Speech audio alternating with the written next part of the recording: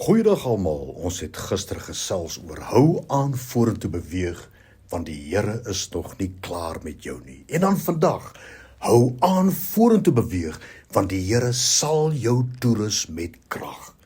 Ek glo werklik dat die Here groot dinge in jou lewe wil doen. En ja, Satan sal jou graag anders wil laat glo, maar die Here wil saam met jou al die uitdagings in jou lewe verander in magtige deurbrake.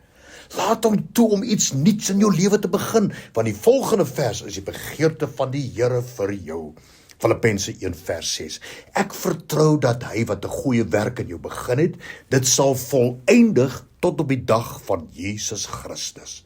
Nou kom ons kyk na hierdie woordjie volëindig. Dis epiteleo in Grieks, wat daarop wys dat die Here sy planne vir jou kragtig in die regte rigting sal laat beweeg, totdat jy uiteindelik jou doelwitte bereik. Begin hierdie dag met hierdie vers in gedagte en met absolute oortuiging dat die Here nog nie klaar is in jou lewe nie. Jy moet hierdie waarheid aangaande sy liefde vir jou omhels. Jy moet absoluut seker en oortuig wees van sy liefde en sy hulp vir jou. Ongeag enigiets wat jy nou ervaar, jy moet hierdie waarheid omhels. Watter waarheid? Hy wat 'n goeie werk in jou begin het, sal dit volëindig. Daarom, as jy werklik glo dat niks van die Here onmoontlik is nie, moet jy net bereid wees om hom saam met jou te laat werk. En as jy gewillig is, kan hy enige iets in jou en saam met jou bereik. Begin vars in jou lewe, gereed vir dit wat die Here met jou wil doen. Wees beskikbaar en werk saam met hom. Begin deur elke faset van jou lewe opnuut te beplan, want die Here wil saam met jou vorentoe beweeg met geloof, verwagting, moed en bereidwilligheid om te werk soos nog nooit vantevore nie. Dus, van nou af, benader alle uitdagings en struikelblokke met hierdie belofte van die Here aan jou. Die Here, wat 'n goeie werk in jou begin het, sal voortgaan om dit volmaak en suksesvol te voltooi.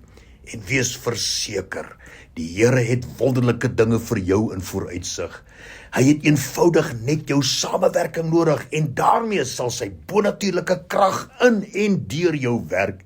Dink net, 'n goeie, volmaakte werk in jou, perfek en volledig. Gryp dit vas en beweeg daarmee vorentoe, want slegs met jou toestemming en samewerking sal die Here elke aspek van jou lewe gebruik om jou na sukses te lei.